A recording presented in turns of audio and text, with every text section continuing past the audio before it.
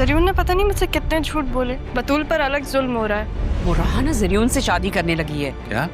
एक बात नहीं सुन रही थी मेरी, मुझे समझ नहीं आ रही थी। क्यों, ऐसा भी क्या हुआ वहां पर?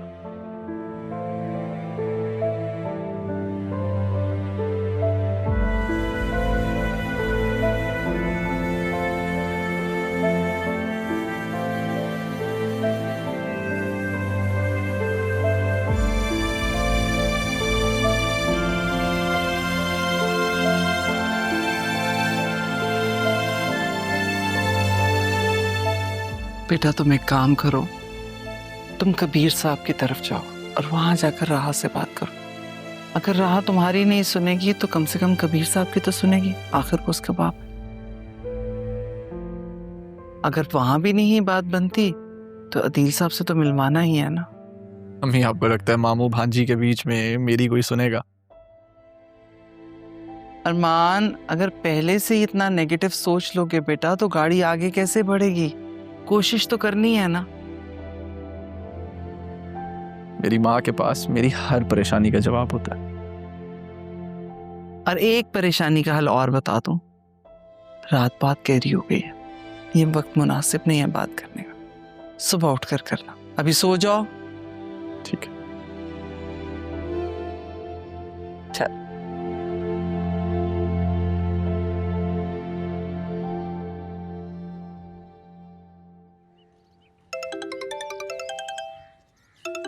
सुबह सुबह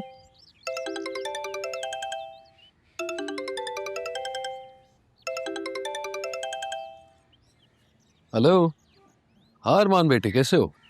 मैं ठीक अंकल, आप बताएं, सब ठीक है? काम कैसे चल रहा है? अल्लाह का लाख लाख शुक्र, और तुम्हारा भी बड़ा एहसान है बेटा। प्लीज अंकल, मैंने कोई एहसान नहीं किया, ऐसा मत कहें। अच्छा, राहा से बात हो सकती है? उसे कॉल नहीं लग रही। तो कोई खास बात है मुझे बता दो, मैं मैसेज दे दूंगा। वो अदील साहब राहा से मिलना चाह रहे थे। अदील साहब? क्यों? शायद आपके इल्म में नहीं है, लेकिन उन्हें भी घर वालों समेत सैफ हाउस से निकाल दिया गया।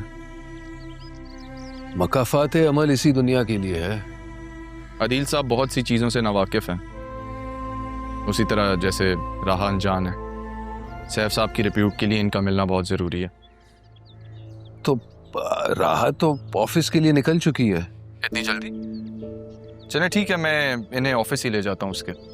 अब पूछोगे नहीं कि उसका ऑफिस कहाँ है? वो जमान ग्रुप में है ना? लगता है न्यूज़ अब तक तुम्हें नहीं पहुंची। मैं समझा नहीं। अगर अदील साहब को राहत से मिलवाना है तो आरएनबी ग्रुप ले जाओ। आज से उसने वहीं ज्वाइन कर लिया है। आप सच कह रहे हैं? हाँ, एंड आई एम सॉरी पहले तुम्हें बताया नहीं, लेकिन जाहिर सी बात है ये अदील साहब की बात के बाद बताना ही पड़ा। That's great news. खुदा हाफिज। ओके, अल्लाह हाफिज।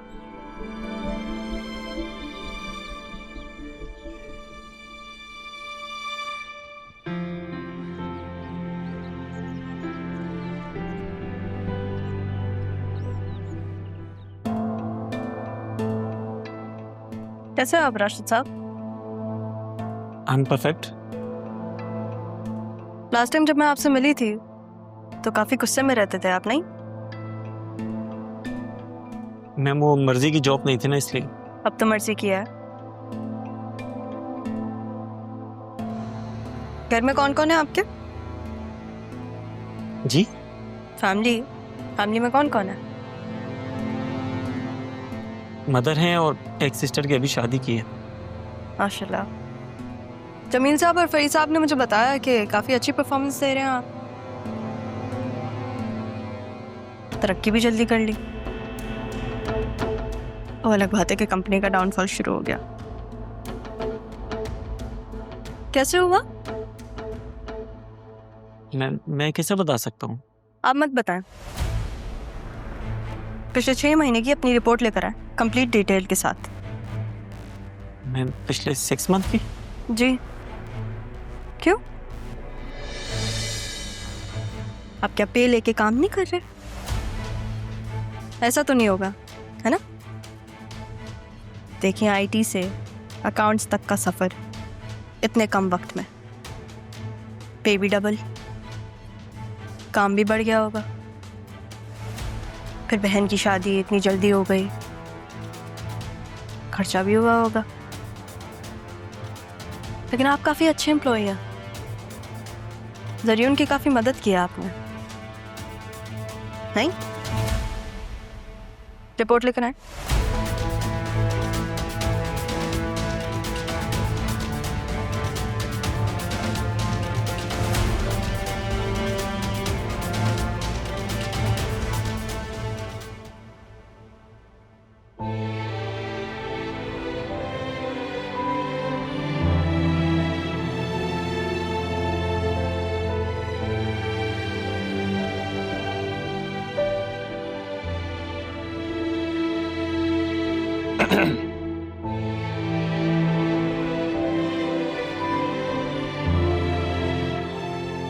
हाँ भाई अरमान,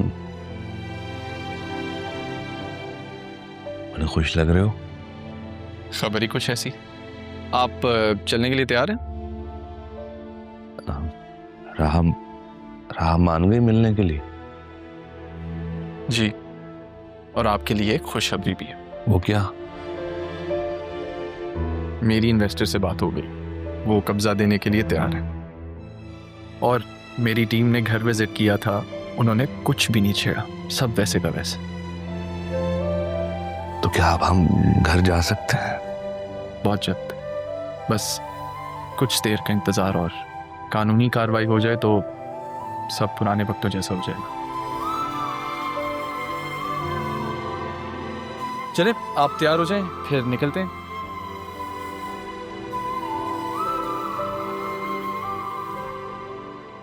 थैंक यू बेटा। प्लीज, इसमें थैंक यू की क्या बात है, ये फर्ज था मेरा।